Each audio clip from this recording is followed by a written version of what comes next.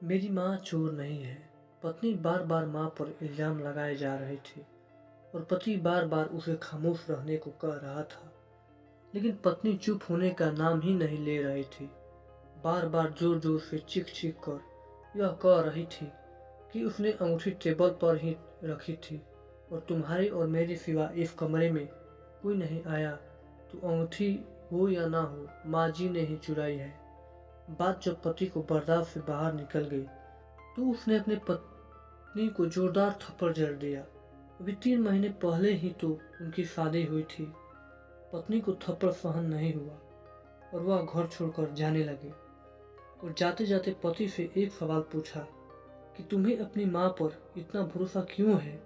उस समय पति ने जो उत्तर दिया उसे दरवाजे के पीछे खड़ी माँ ने सुना तो दिल भर गया। पति ने अपनी पत्नी को बताया कि जब वह छोटा था तब उसके पिताजी चल बसे। उसकी माँ मोहल्ले के घरों में झाड़ू पोछा लगाकर जो भी कमा पाती थी उससे सिर्फ एक वक्त का ही खाना आता था। माँ एक प्लेट में मुझे रोटी देती थी और खाली टोकरी ढक कर रख देती थी और कहती थी, मेरी इस टोकरी में है बेटा, तू खा ले। और मैं भी हमेशा आधी रोटी खाकर कह देता था कि माँ मेरा पेट भर गया है, मुझे और नहीं खाना।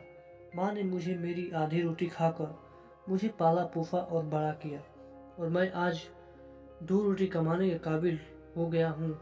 लेकिन यह कैसे भुला सकता हूँ कि जिस माँ ने अपनी उम्र के उस हिस्से में अपने ख्वाहिशे को मारा है, वह आज उम्र के इस अंगूठी के भूखी होगी, यह सोच भी नहीं सकता।